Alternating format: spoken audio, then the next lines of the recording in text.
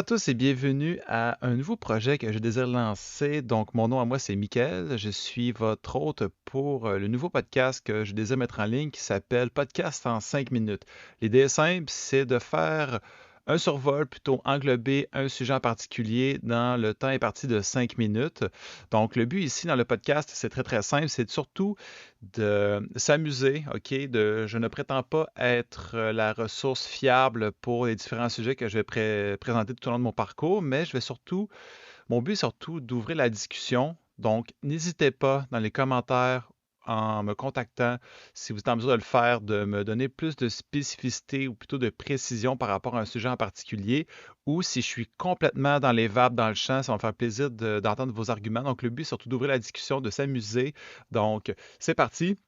Dans cet petit épisode, on va commencer avec de quoi quand même de différent, qui commence davantage à faire partie de nos vies. Donc, dans cet épisode, on va essayer surtout on va surtout de discuter d'intelligence artificielle. Donc, bien sûr, l'idée dans le podcast, c'est de rédiger le podcast de moins de 5 minutes avec l'intelligence artificielle. Donc oui, vous avez bien entendu, non, c'est pas un coup de bluff, c'est ni une démonstration de technique froide, c'est surtout un jeu d'exploration, un prétexte pour apprendre ensemble, mais surtout un moment pour se divertir intelligemment. Pourquoi je décide de faire un podcast écrit par l'IA? Ben, l'idée n'est pas de remplacer qui que ce soit, d'accord? C'est surtout encore moins de prétendre que l'intelligence artificielle a une voix, une sensibilité ou encore des émotions, mais l'objectif ici, c'est de tester un outil, de s'amuser, de jouer avec ses possibilités et surtout de réfléchir ensemble à ce que ça change dans notre façon de créer, de raconter, de partager des idées. Et puis, soyons honnêtes, ça peut être très amusant par moment, ça permet d'avantager ou plutôt de créer plus de rapidité, d'exécution avec cet outil. Donc, le but est de s'amuser à avoir une machine dans laquelle elle nous propose des phrases, structurer une pensée ou même tenter une certaine touche d'humour. Parfois, parfois ça tombe à plat, mais c'est surtout stimulant. Donc, les avantages, c'est surtout d'apprendre à s'amuser. Donc, dans le positif, il y en a quand même quelques-uns. Premièrement, c'est un outil pour apprendre autrement. Donc, l'IA peut condenser des sujets complexes en quelques minutes. Donc, c'est pas mal le but du podcast de condenser des sujets en quelques minutes, offrir des perspectives, poser des questions, et c'est comme avoir un assistant curieux, toujours prêt à aider.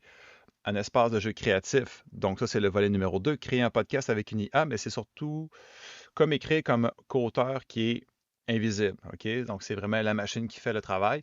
On peut tester des idées, changer de ton, ajouter des nuances, découvrir des formulations qu'on n'aurait jamais pensées soi-même.